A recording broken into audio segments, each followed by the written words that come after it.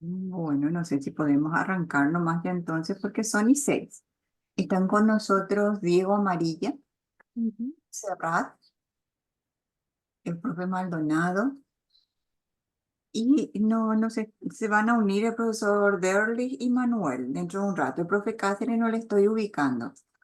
Entonces, me gustaría darle la más cordial bienvenida al último conversatorio del año 2024. Está con nosotros la arquitecta Alice Vera Jiménez y el tema que vamos a tener hoy es Estado, Nación y Patrimonio arquitectónico en el Centro Histórico de Asunción, entre destrucción, abandono y una herida colonial. Me gustaría presentarles a la arquitecta.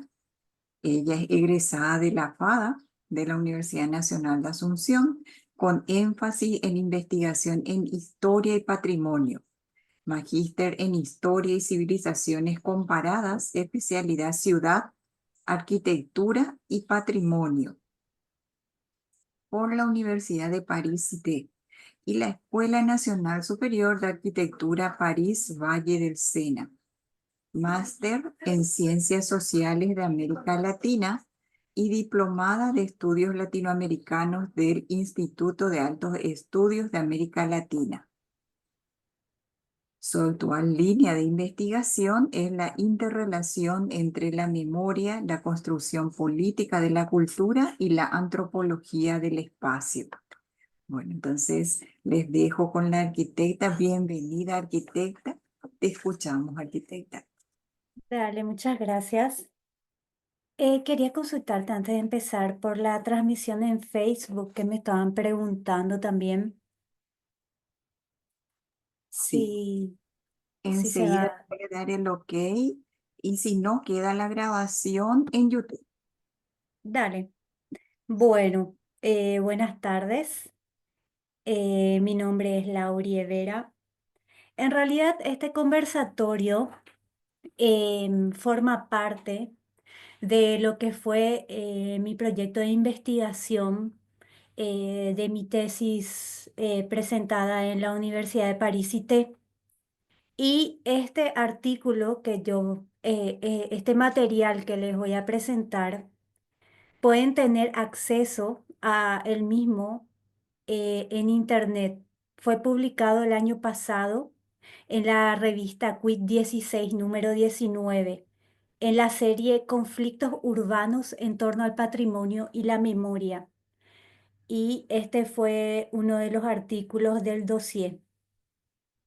Bueno, en primer lugar, quiero prevenir que esta es una presentación sociohistórica eh, de un análisis que tomó como pregunta principal de origen: ¿por qué destruíamos nuestro patrimonio? ¿Por qué destruimos el patrimonio arquitectónico?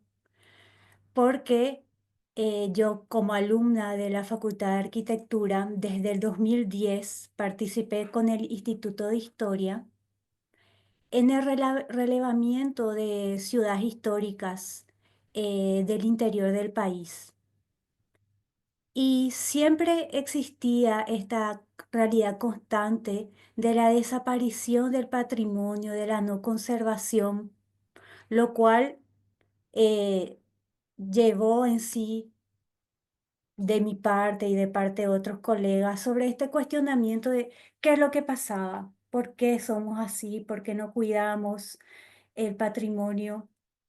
Y bueno, de ahí empezó la búsqueda de los porqués.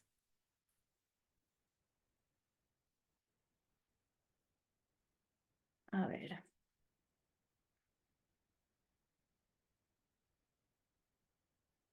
espera que...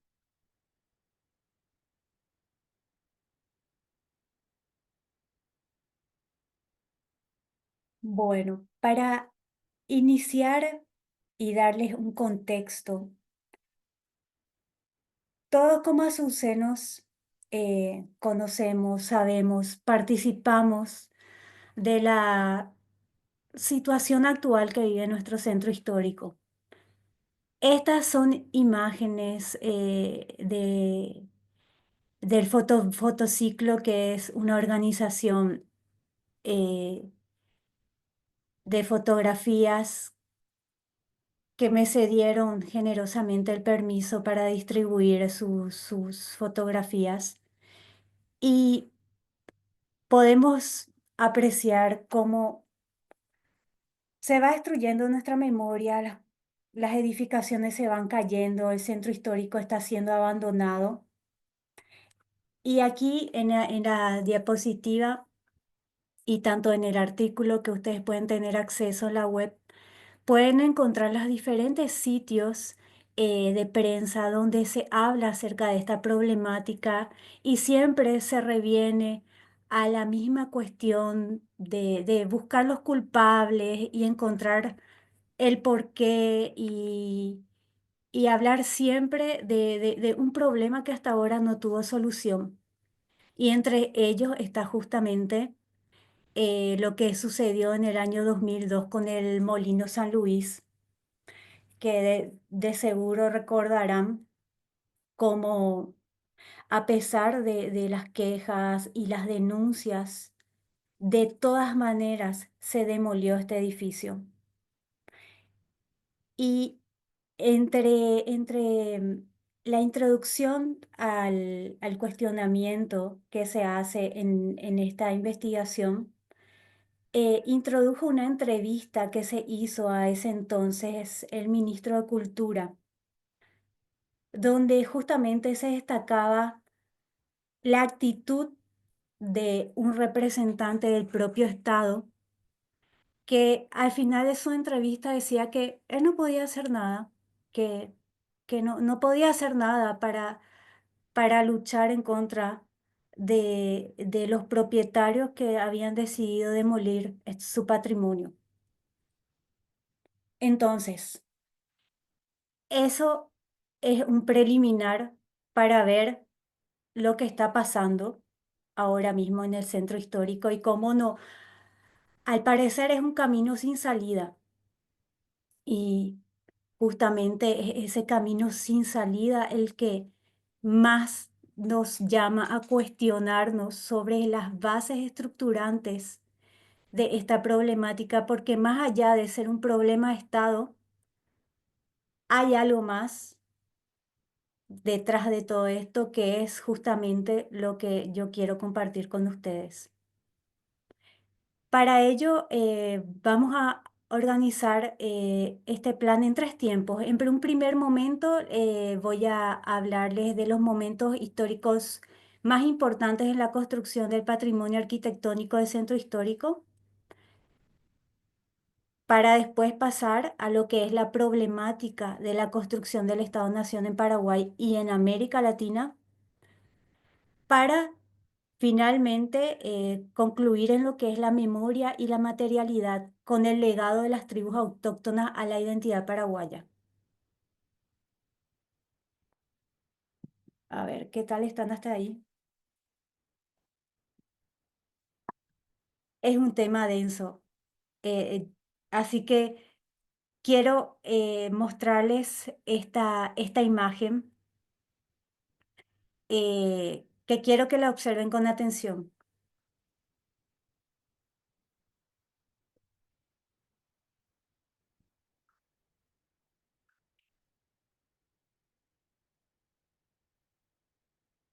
De hecho, una de las características más apasionantes del patrimonio es que es un sujeto de estudio que está atravesado por todas las ciencias. Es un objeto multidisciplinario. Y como ven, quiero que se imaginen que toda esta representación constituye lo que es el patrimonio en sí, donde el centro de todo es la cultura, porque es la cultura la que va a construir el patrimonio. Y dentro de todo este esquema neuronal están estos puntos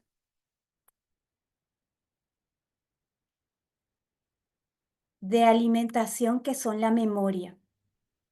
Y el hilo conductor que va a hacer que todo esto tenga sentido es la política.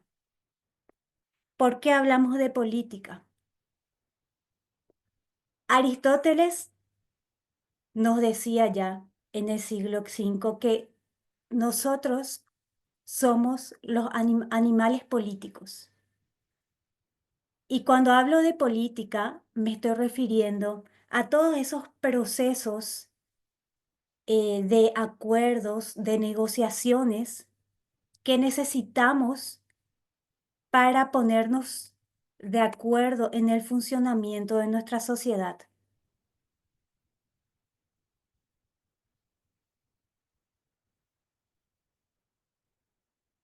Como ven, la memoria lo que hace es una negociación entre lo que nosotros vamos a recordar o olvidar.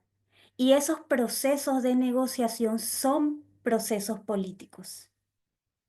Y todo eso constituye la cultura, donde el patrimonio en sí mismo, ay, un momento,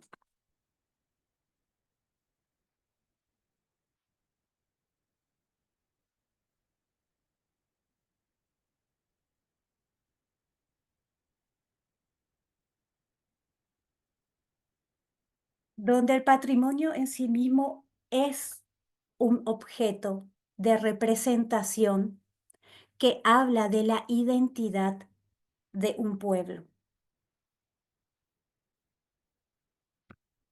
Este es un resumen así en general para dar una introducción a todo el contexto de lo que es el patrimonio como objeto de estudio.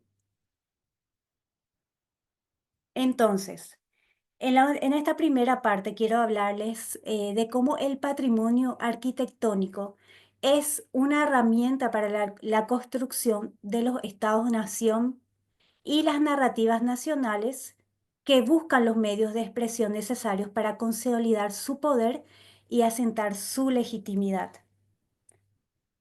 Entonces, entre lo que es la primera parte de cómo Asunción va a nacer como el primitivo fuerte y más tarde se va a transformar en una aglomeración urbana organizada de manera orgánica, a la primera rectificación franquista de 1820, que actualmente nos define los límites del centro histórico que fueron establecidos en 2005 gracias a las investigaciones realizadas por el BIT y la Facultad de Arquitectura de la UNA. Como todos ya sabrán, bueno, el Paraguay obtiene su independencia en 1811 y la figura de Gaspar Rodríguez de Francia es la principal de esta época. Y el hecho de estar en una dictadura va a hacer que acumulemos un retraso en comparación con las nuevas técnicas industriales y comerciales que estaban surgiendo en Europa en ese entonces. Pero hay un factor principal que nos va a dar una característica particular, es que a pesar de que este aislamiento nos corta del progreso económico, va a constituir una vía de preservación cultural de los pueblos autóctonos que habían quedado al desamparo luego de la expulsión de los jesuitas. Y esto va a producir un reforzamiento de una identidad nacional y de la lengua guaraní.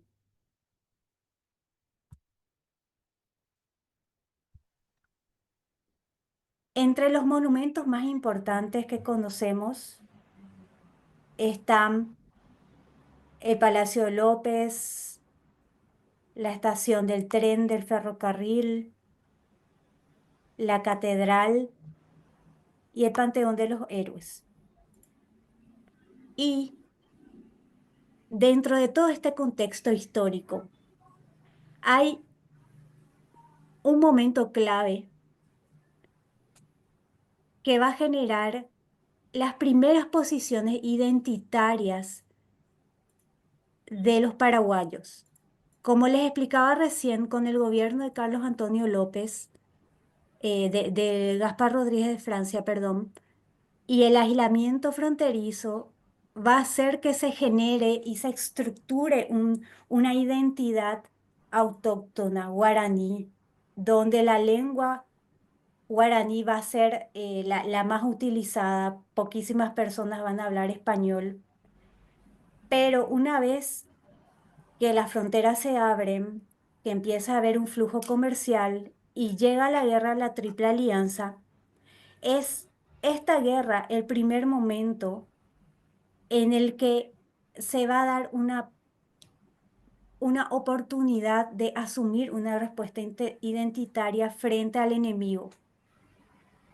La antropología histórica habla sobre esta guerra de la Triple Alianza como el año cero o como el principal repère de temps del presente paraguayo, que sería traducido sería como el principal,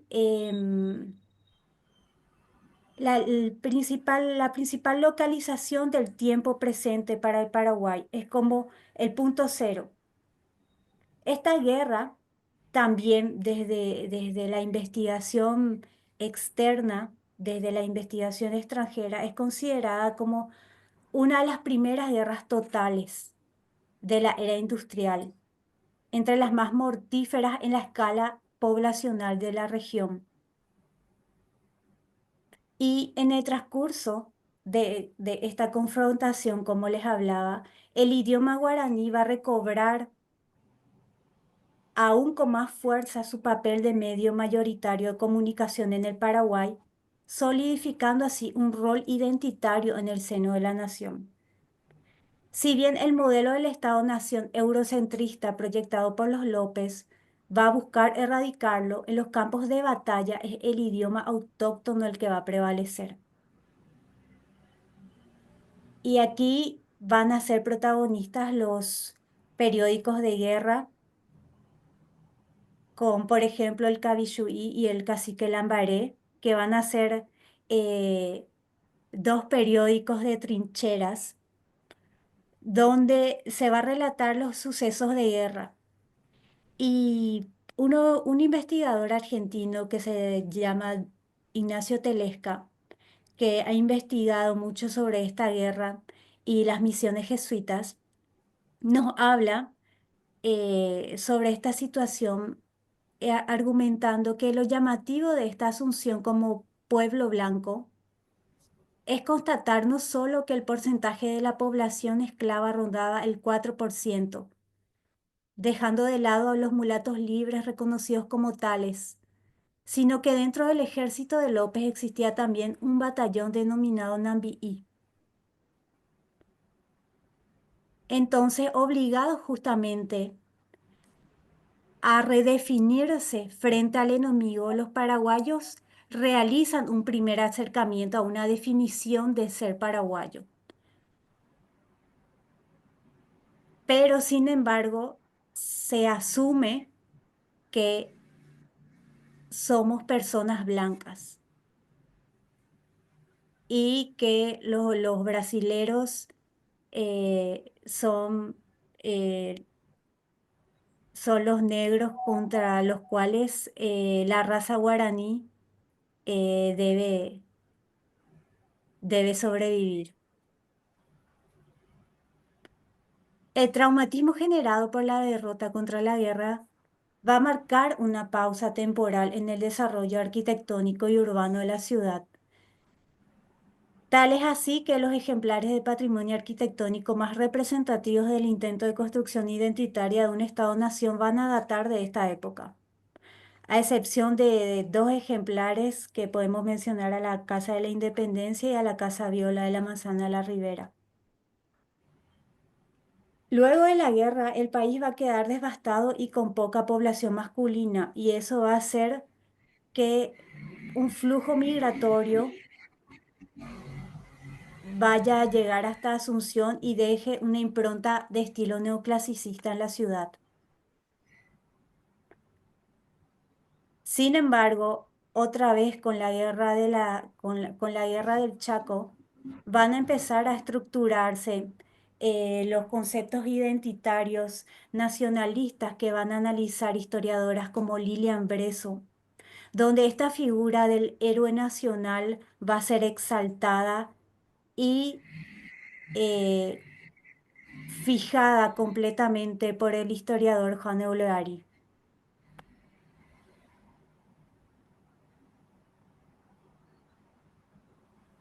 Luc Capdevila es otro investigador chileno-francés que estudió lo que es el Chaco paraguayo y la población autóctona de ese territorio. Y él nos habla sobre esta leyenda y esta frase tan común que nos repiten en la facultad de arquitectura y en otras sobre esa llamativa manera de que tiene Asunción de dar la espalda al río. Y justamente como una observación a este hecho urbano que se produce en nuestro centro histórico, él nos explica que Asunción fue fundada sobre el margen izquierdo del río, lo que llamamos región oriental, mientras que el Chaco bordea el margen derecho y que desde tiempos de la colonización española el río Paraguay constituía la frontera contra los ataques de los indígenas chaqueños a la colonia. Entonces, hoy en día, gracias a sus observaciones, se ve cómo persiste esta marca geopolítica y simbólica de la frontera entre civilización y barbarie. Aunque después de la finalización de la guerra, el Chaco paraguayo conserva un estatus característico de colonialismos internos en América Latina, donde el Estado-nación se rehúsa a integrar el componente indígena que reconoce en papeles, pero no en actos. Básicamente, el Chaco paraguayo y lo que es el río Paraguay era el afluente por donde ingresaban los ataques de los guaycurúes. Entonces, la ciudad se protegió y se desarrolló de espaldas al río por ese motivo.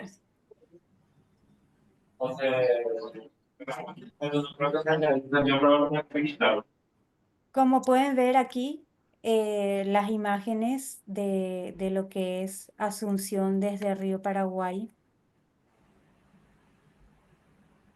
Y en lo que constituyó también los 35 años de dictadura que tuvimos, la ciudad tuvo y fue impactada también con lo que fue la dictadura estronista por sobre todo las medidas urbano-arquitectónicas y de conservación del patrimonio que no fueron tomadas y que con el boom de Itaipú empezaron a entrar flujos de capitales que promovieron e impulsaron un desarrollo urbano que no fue medido y que no fue limitado y que tampoco respetó las edificaciones patrimoniales que existían, de las cuales fueron demolidas muchas.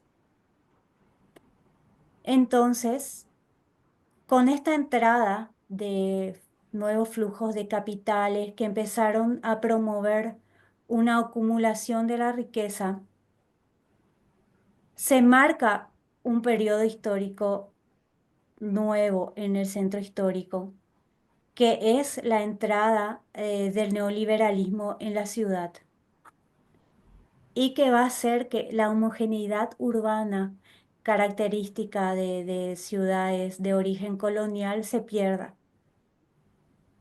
Como pueden ver en las imágenes, las alturas y la homogeneidad y el diálogo que existía fueron rotos por edificios que superaron más de los 5 niveles.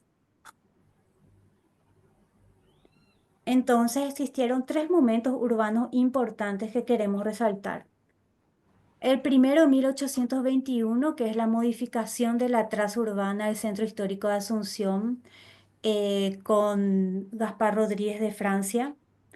Luego del 1844 a 1862, que fue con el gobierno de Carlos Antonio López, que buscó construir una city a la europea con la incorporación de nuevos programas, como lo fueron el- la estación del ferrocarril, em, el Panteón de los Héroes, em, los que les presenté ahí al comienzo. Ay, no me vienen todos los términos. Luego el gobierno de Francisco Solano López, que fue de 62 a 70, con la guerra de la Triple Alianza, que marca una pausa en el desarrollo urbano. Y más tarde, con el inicio de la dictadura y la construcción de edificios en altura que va a romper la homogeneidad de la ciudad. Entonces, en medio de todo este contexto que acabo de describirles, estos momentos urbanos importantes para el desarrollo del centro histórico, recabando aún más en cuáles son los orígenes sociopolíticos, sociohistóricos, que van a hacer que el centro histórico de Asunción esté hoy en estas circunstancias de deterioro y abandono.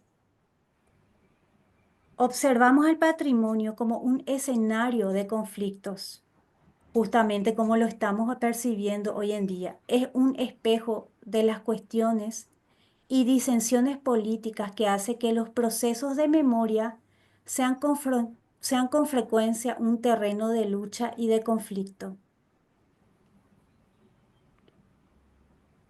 Si bien, como lo afirman antropólogos ya en la década de los 60, la diversidad ha sido una característica al interior de las sociedades humanas, con el inicio de la modernidad y el desarrollo de las sociedades capitalistas se busca una homogeneización de sociedades para la construcción de los estados-nación alrededor del mundo.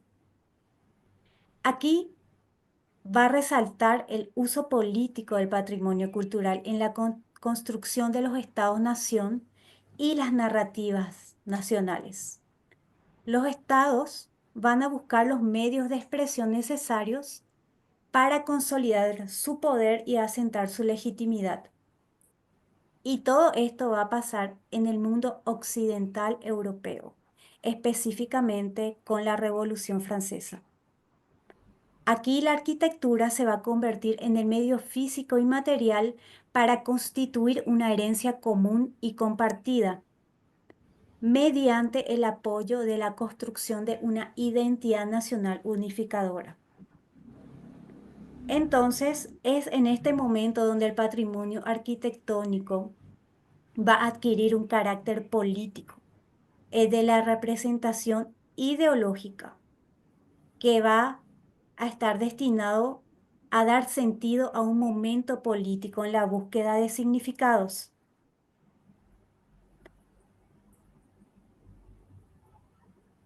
Como pueden ver, hasta ahora, la función del patrimonio arquitectónico va a ser de representar al Estado-nación, de representar una identidad nacional.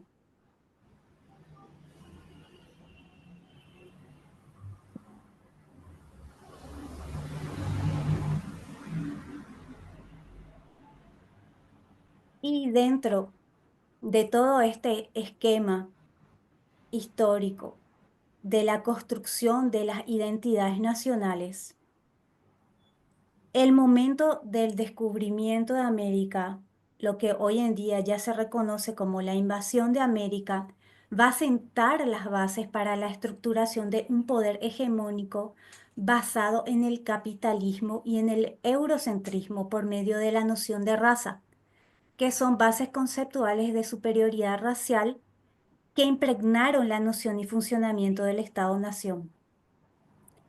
Como pueden ver en la imagen de América, pueden observar todos los procesos, los años de independencia de todos los países que se fueron gestando más o menos en la misma época. Y no solamente Paraguay va a tomar este modelo de Estado-nación francés con la República, sino que es un modelo que se va a repartir por el resto del mundo. Y en este proceso va a traer consigo una serie de interpretaciones conceptuales propias de un contexto histórico europeo occidental, consolidando una visión del mundo que va a aspirar a ser civilizada, blanca y europea, y generando discursos de superioridad racial y cultural que van a servir de base para consolidar lo que la antropóloga australiana Laura Hannah Smith va a denominar discurso patrimonial autorizado. ¿Y a qué llamamos discurso patrimonial autorizado? A toda esa serie de clasificaciones de patrimonio cultural que van a ser considerados desde términos eurocéntricos, que basados especialmente en lo que es la escala monumental o en la exoticidad o en el savoir-faire de las técnicas de ciertas sociedades que vienen del norte solamente.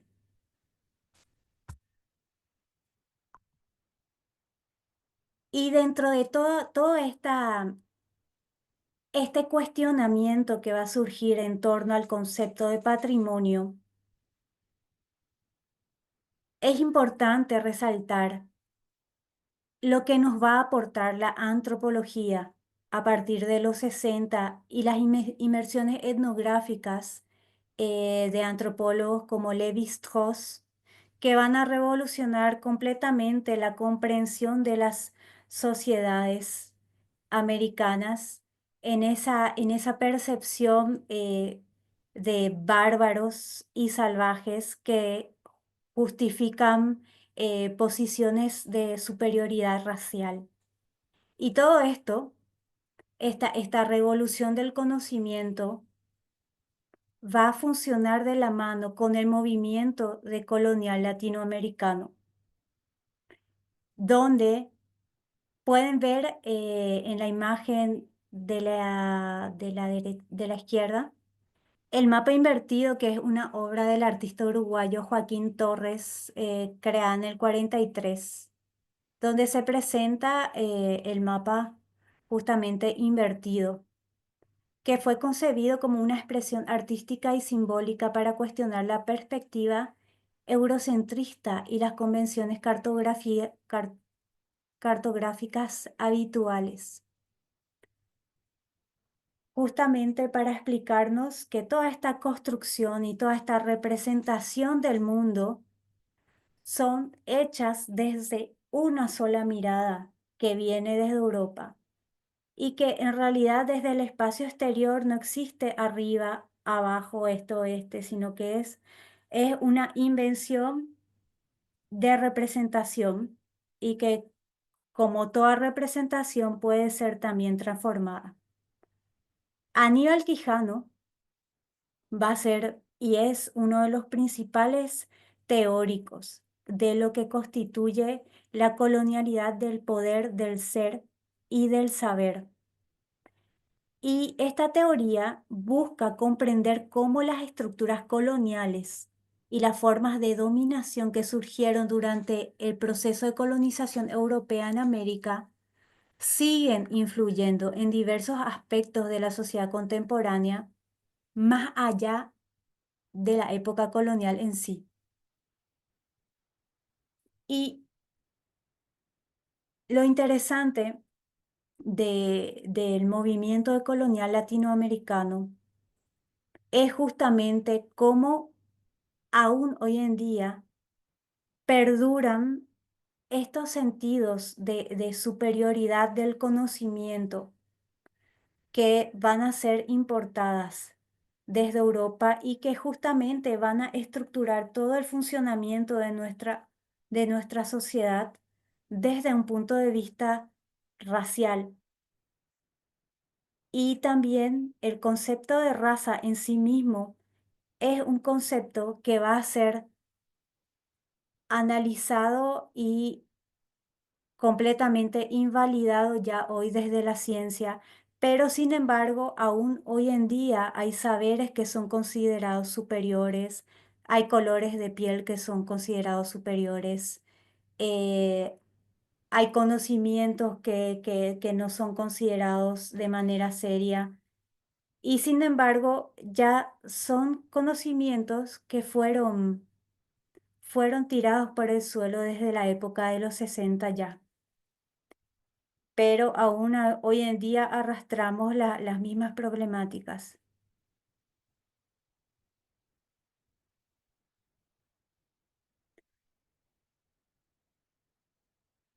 Y dentro de todo este proceso que va a ir estructurando nuestro sistema de representación a la europea y en el cuestionamiento de la construcción del Estado-nación, que también es un concepto importado, Boaventura dos Santos, al respecto de este concepto, nos dice, como ustedes saben, aquí, al contrario del continente africano, la independencia no fue conquistada por las poblaciones nativas, sino por los descendientes de los conquistadores.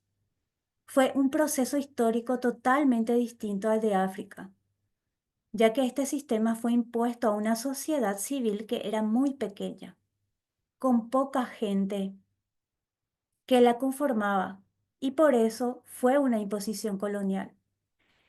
Es este constitucionalismo moderno el que asegura la continuidad del colonialismo en los nuevos tiempos post-independencia. Y justamente una característica de ello, si queremos traspolarlo a lo que es el patrimonio, es la valoración de la monumentalidad como medio de representación del poder hegemónico.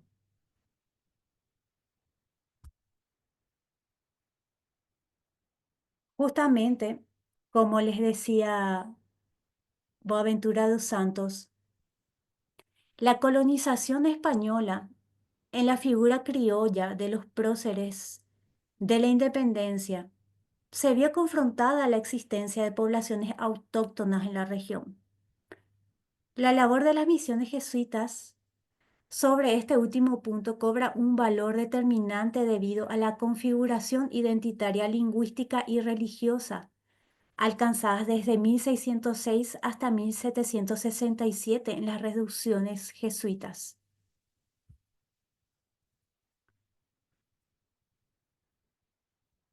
Entonces, como vimos hasta ahora, el Paraguay ya empezaba a tener una construcción identitaria y procesos de representación basados en el idioma guaraní. Sin embargo, va a confrontarse a estas, estos nuevos conceptos que van a venir con la colonización, estas nuevas visiones del mundo. Y en lo que respecta a la relación conceptual entre el patrimonio y la conformación identitaria del Estado-Nación, justamente hay también un autor mexicano, un investigador llamado Mario Ruffer, que analiza la construcción del Estado como una lectura particular y restringida del pueblo, que fue definida por las élites criollas en Latinoamérica. y que tenía una acepción unívoca de cultura como homogeneidad y criterio de pertenencia. Y lo importante a resaltar en este punto es que estas formaciones discursivas basadas en la homogeneidad, pueblo, nación, cultura, ciudadanía, Estado, universalizaron procesos que en realidad son historicidades particulares a cada región. Entonces, este modelo importado de Europa, con bases epistemológicas etnocentristas y patriarcales, se encontrará de cara a una cosmovisión autóctona conectada a la naturaleza. Y iniciada la lucha de poderes al interior de las colonias, no se tomará en cuenta la existencia ni la participación de las minorías, que eran los aborígenes, los negros, las mujeres en la construcción social del Estado-Nación. Esto se va a ver reflejado en la valoración del patrimonio arquitectónico según los discursos autorizados. Entonces, como les explicaba recién, entre las características sociohistóricas del Paraguay, con sus periodos de aislamiento y sus procesos históricos, también es importante recalcar que, como nos cuenta Bartolomé Meliá, más allá de 1572 no llegan contingentes europeos migratorios, lo que produce que elementos de la cultura guaraní gocen de legitimidad social. La lengua guaraní permeabiliza y construye una unidad identitaria. Y para fines del siglo XVIII, Paraguay era una provincia indígena, con solo un cuarto de la población considerada como española. Y en realidad esta población era mestiza, pero defendía su componente español por sobre el indígena por razones de prestigio. Y la independencia obtenida en 1811 será producto de una demanda de la élite criolla minoritaria de la población.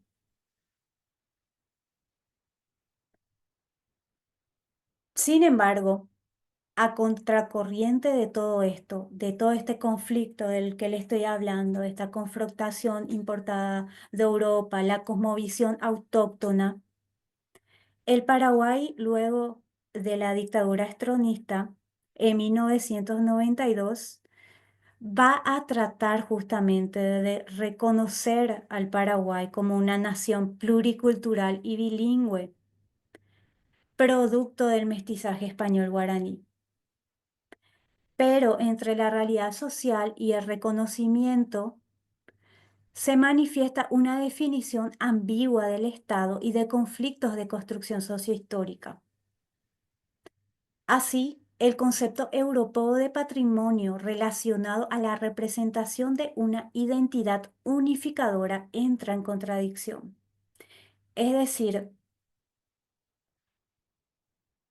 no pudimos imitar a esta construcción de Estado-nación, de una identidad nacional federadora como el modelo francés, porque no hubo una definición identitaria clara desde el Estado-nación tampoco, porque existió históricamente esta confrontación de civilización-barbarie, donde todo lo que era autóctono e indígena era considerado menos, era considerado eh, no como algo no correcto, que no era cultura, que era bárbaro, que no era civilizado, y que debíamos aspirar a un modelo de organización a la europea, con la piel más clara, hablando otro idioma que no era el nuestro. Y al reconocer el idioma guaraní y el Estado plurinacional, solamente se lo va a hacer en actos, en el papel. Hoy en día vemos en las calles cómo las tribus indígenas están perdiendo sus territorios, cómo la lengua guaraní está empezando a dejar de ser utilizada por los más jóvenes. Y todos estos elementos que se han considerado patrimonio, es decir, aquellos bienes materiales e inmateriales dignos de ser preservados, exhibidos y cuidados, han sido activados por una parte muy reducida de la sociedad y con el objetivo de valorizar y legitimar una visión, un conjunto de imágenes y una experiencia de la realidad también parcial.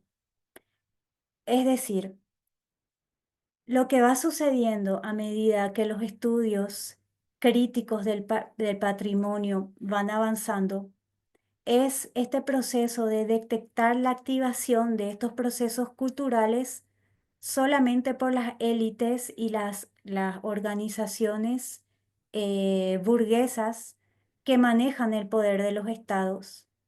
Y es esa la principal crítica que se va a hacer al patrimonio material.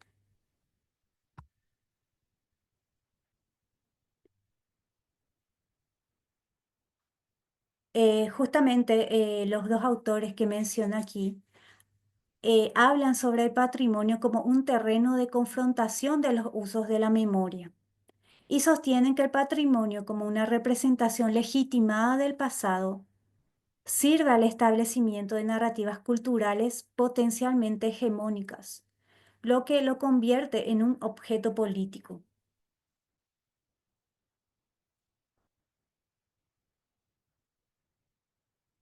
En la construcción social del Paraguay como una nación mestiza en su origen, que autores como Lilian Bresso hacen una investigación exhaustiva de la sociedad paraguaya, eh, ella analiza cómo esta nación que se va a sentir mestiza, pero que busca evolucionar a blanca, van a sentar las bases para la construcción de una sociedad racista donde la instrumentalización de las tribus autóctonas en el mito nacional estructura la confrontación civilización-barbarie que persiste hasta nuestros días.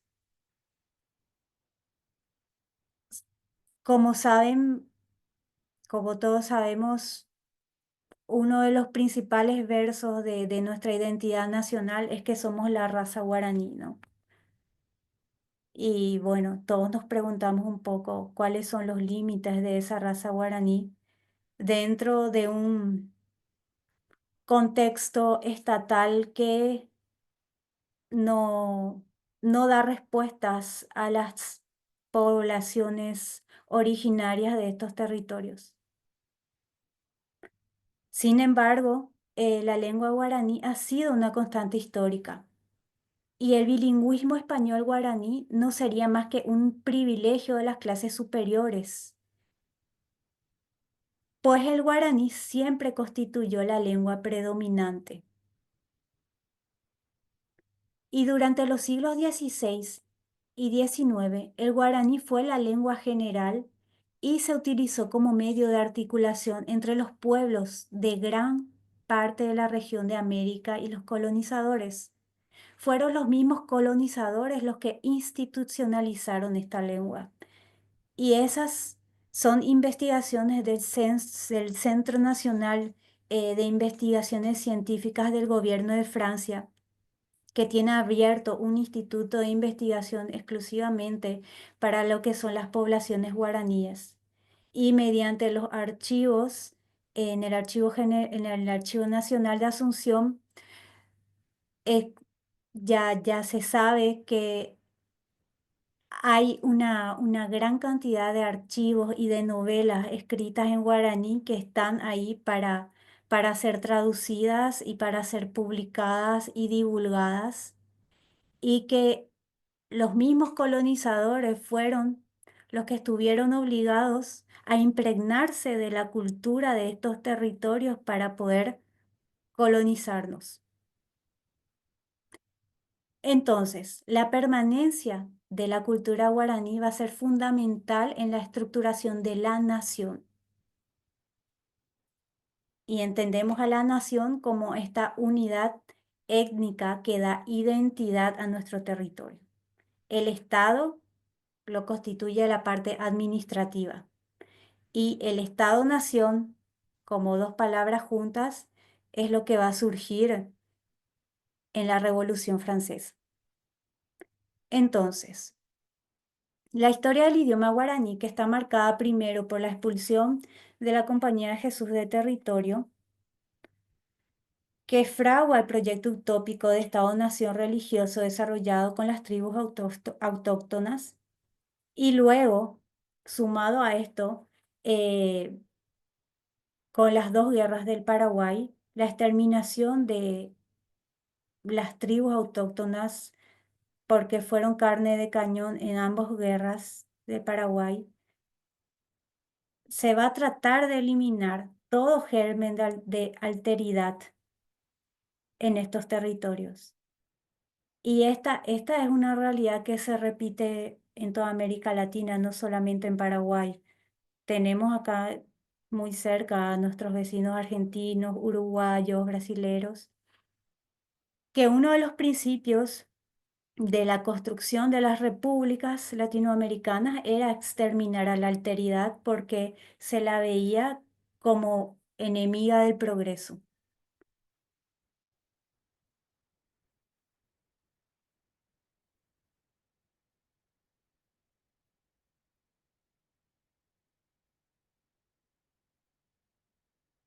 Y aún hoy en día esta interpretación de civilización barbarie constituye una permanente en la conciencia nacional, que si bien se identifica a una estirpe guaraní, al mismo tiempo niega su componente aborigen relacionándole a la barbarie.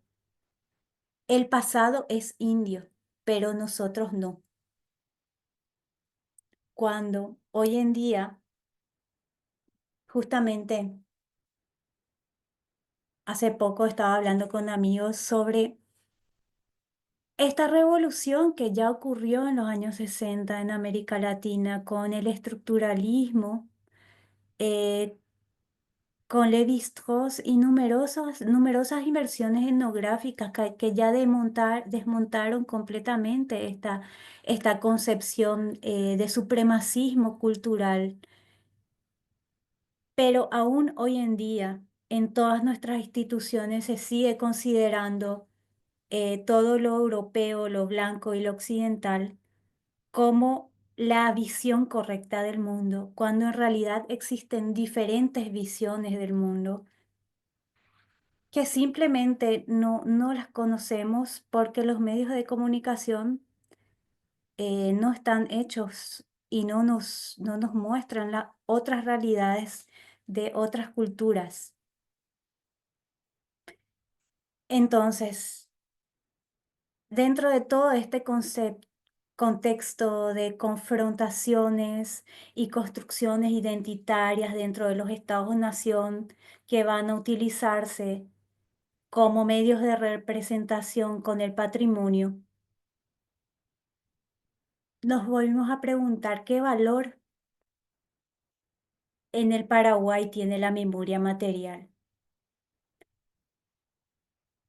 Si vemos cómo nuestro patrimonio se cae, ya tenemos unas primeras respuestas que están entre esta confrontación entre conceptos importados y una crisis identitaria que no sabemos para dónde ir, no sabemos de dónde venimos, para dónde vamos, porque la memoria de nuestros ancestros está desapareciendo. Entonces, en esta última parte, analizo lo que constituye la herencia de una cosmovisión de este territorio.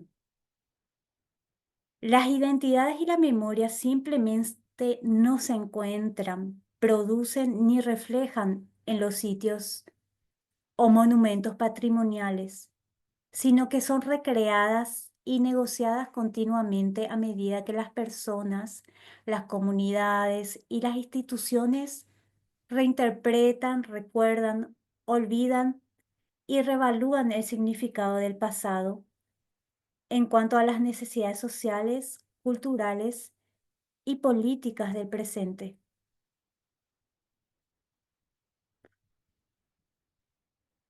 Y aquí les presento las investigaciones de una antropóloga francesa llamada Capucine Boudin, que realizó en la comunidad de San Ignacio Guazú en Misiones. Lo que hizo esta antropóloga, hizo una inversión etnográfica de 4 años para el estudio de estas poblaciones y ella observaba cómo ellos abandonaban las construcciones y las dejaban desaparecer y empezó a interrogarse sobre qué era lo que sucedía con las casas, por qué se producían estos eventos de abandono y dejar como en ruina sus construcciones. Ella misma relata en sus investigaciones cómo le costó muchísimo acceder a la información, justamente porque eran rituales que no estaban muy al acceso de gente que no fuera eh, del lugar. Y sobre todo porque las cuestiones de rituales relacionados con la muerte eh, son guardados con mucho celo por estas culturas, porque todo lo que es relacionado a la muerte no se habla. ¿Y qué es lo que sucede? Que cuando uno de los propietarios de estas edificaciones muere, la casa es abandonada hasta que el espíritu del difunto abandone la casa y dejan las construcciones hasta que eso se transforme en un taperecue.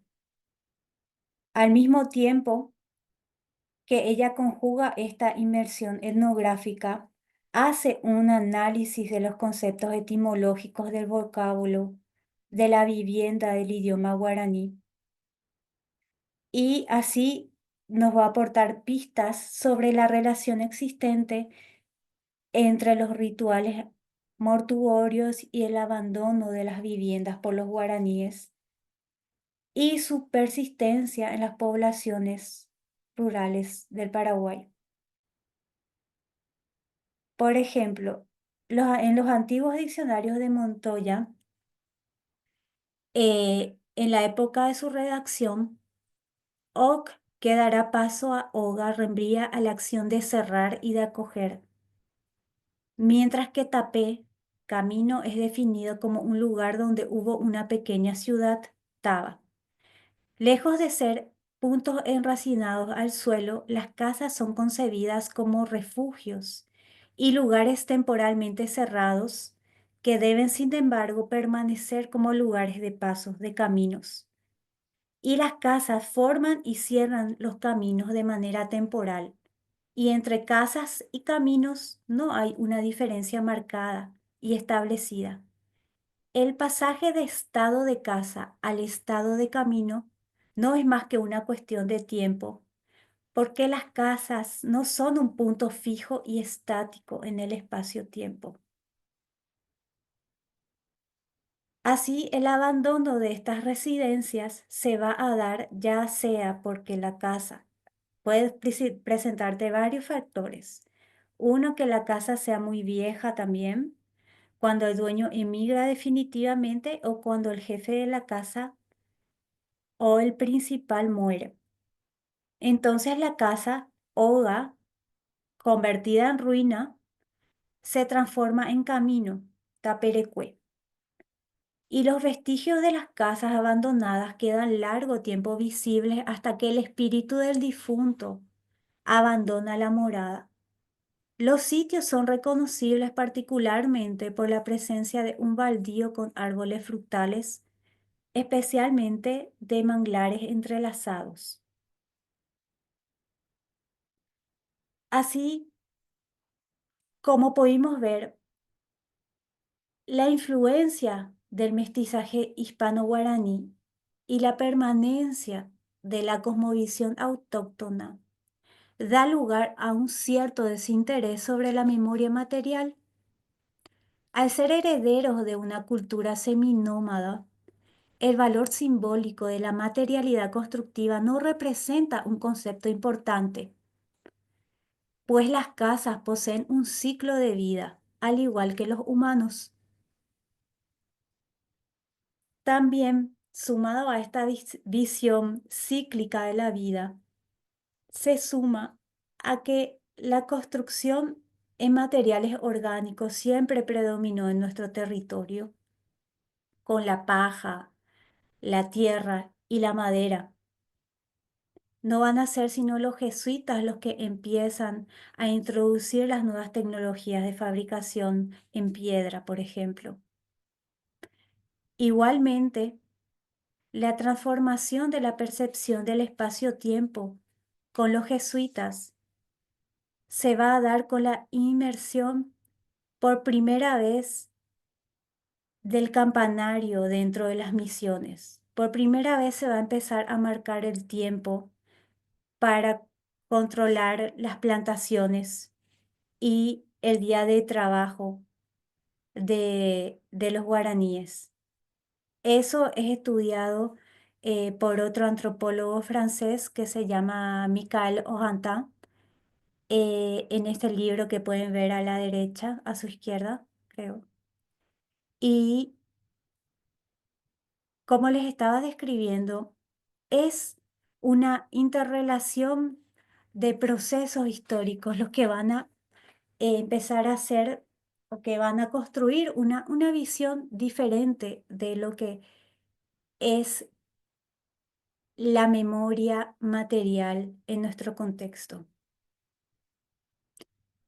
Igualmente, y en diálogo con estas visiones eh, de la alteridad en nuestro país, igualmente ya en el contexto europeo existe una fuerte crítica acerca de lo que es la pérdida de la función antropológica de la arquitectura con el movimiento moderno.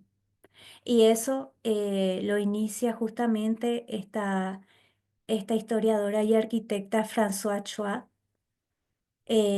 en dos de sus libros. Uno es La alegoría del patrimonio y el otro por una antropología del espacio.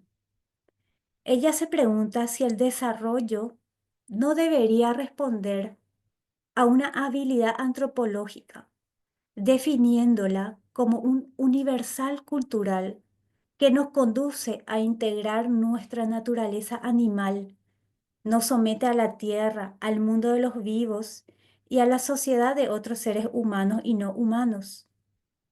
Es posible preguntarse si la pertenencia a un horizonte local no es una condicionante necesaria a la edificación de lo que nos constituye como seres vivos, parte y producto de una biosfera.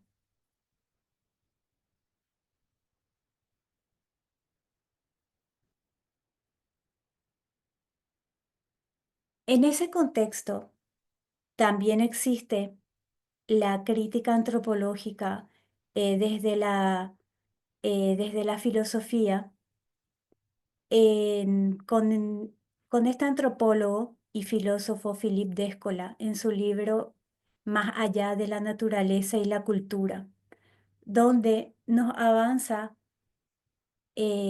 gracias a sus inversiones etnográficas con las tribus del Amazonas, que esa separación entre naturaleza y cultura es propia de Occidente y que no es común a otro tipo de civilizaciones y que no es el único modelo que existe y que nosotros como culturas americanas tenemos una visión diferente donde la naturaleza y la cultura se ven de una manera homogénea e integrativa y codependiente una de otra.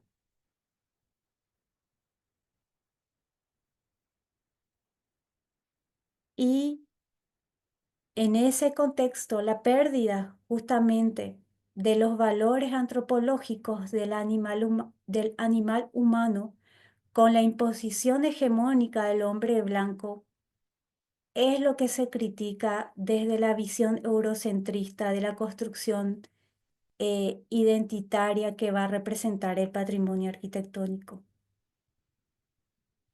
En ese sentido, es importante observar que el Centro Histórico de Asunción, que es una ciudad de origen colonial, tampoco siguió el mismo curso histórico que Europa. El momento clave que construyó los modelos sociopolíticos europeos como la revolución industrial no tuvieron lugar en este contexto.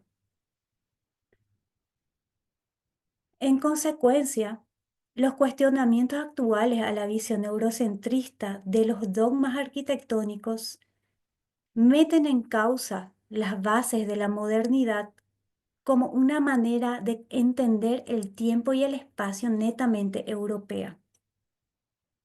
Entonces, en este estudio de nuestras sociedades surgidas en el colonialismo y herederas de civilizaciones americanas, puede trazarnos un camino propio dentro de la comprensión de las raíces políticas y culturales de la materialización del espacio de nuestras sociedades.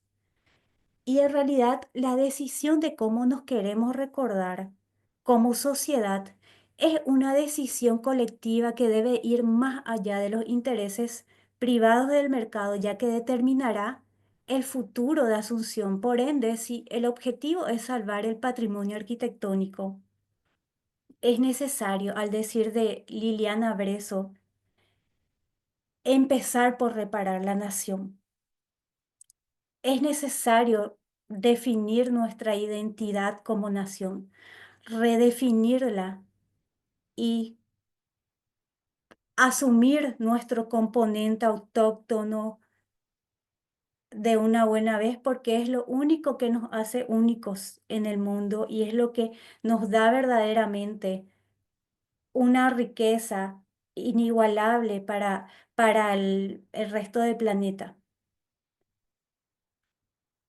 Si la máquina del olvido impuesta por años de dictadura y colonialismo interno que se observan en el centro histórico de Asunción, llama a cuestionarnos si acaso el olvido de su memoria material es el destino de Asunción por portar el signo del inicio de la historia colonial de la región, porque fuimos el centro colonial, el centro expedicionario colonial desde donde partieron todas las expediciones para colonizar el resto de las ciudades, o si presenta simplemente el lugar metafórico de la ciclicidad infinita de la historia y la permanencia de la función antropológica de la arquitectura, que es mantenernos vivos. Muchas gracias. Muchas gracias, arquitecta. Excelente tu presentación. Tenemos entonces unos minutitos antes de acabar el conversatorio para interactuar con nuestra ponente invitada del día de hoy. Está habilitado el espacio del chat si es que quieren ir anotando sus consultas o comentarios sobre la presentación de la arquitecta. Un tema muy interesante el que nos plantea esta arquitecta, Estado-Nación y Patrimonio Arquitectónico. En este caso, un lugar tan emblemático para todos nosotros que es nuestro casco urbano. Entonces, mientras nos están llegando las consultas, a mí me gustaría saber si en este trabajo de investigación llegaste a proponer, a elaborar alguna propuesta sobre algunas estrategias que vos podrías recomendar para que podamos promover la participación ciudadana, el reconocimiento de este patrimonio que estamos hablando de nuestra autonomía, sería en este caso, raza guaraní le definiste vos? Entonces, para que Sí. podamos lograr la adherencia de nuestros jóvenes principalmente y que podamos promover entonces la conservación de nuestro patrimonio en el centro histórico de la ciudad de Asunción. ¿Qué podemos proponer, arquitecta? No sé si el trabajo de investigación incluye estas propuestas. Realmente este fue un análisis sociohistórico. Esta parte de la propuesta que me estás hablando, básicamente al final es más que nada, es una propuesta general, justamente que hay que rever la identidad nacional, hay que construir, reconstruir el mito nacional. Y es un proceso que necesita muchísima colaboración ciudadana. Y en ese punto yo creo que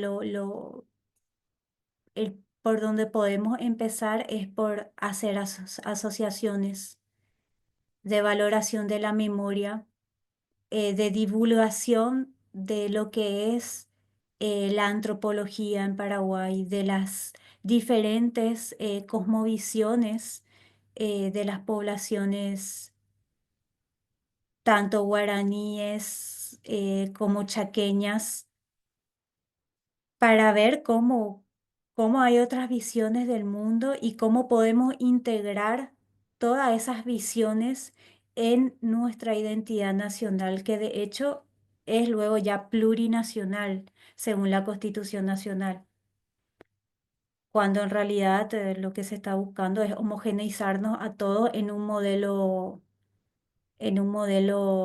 básicamente estadounidense mercantilista.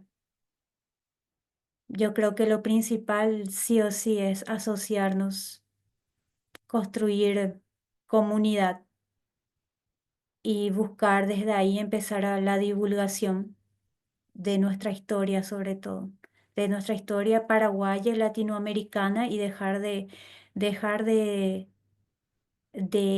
estructurar todo nuestro conocimiento solo en base a sociedades europeas, porque mismo nuestros programas de estudio en la facultad que nos enseñan son solo que vienen del otro lado del charco, cuando en realidad nosotros tenemos otro contexto y otras soluciones diferentes que aportar.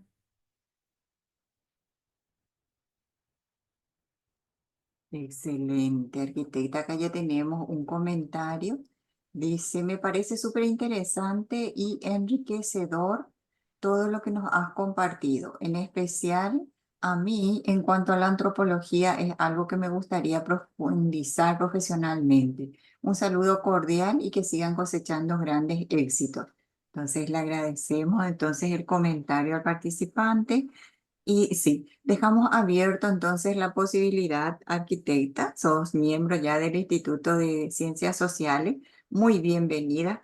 Entonces, de que nos ayudes a programar para el 2025 unos seminarios donde podamos nosotros, así como vos decís, con el objetivo de crear grupos, asociarnos, como estabas mencionando, invitémosle a reflexionar sobre estas distintas visiones que mencionabas. No sé si podrías entonces ir pensando vos en tus tiempos para ir planificando cómo podríamos plantear esa construcción entonces para En nuestro proceso realidad, si vos identitario. sabés que justamente hace tiempo que vengo pensando, yo creo que es muy importante dentro de lo que es la historia latinoamericana empezar a informarnos sobre lo que es el movimiento decolonial latinoamericano, porque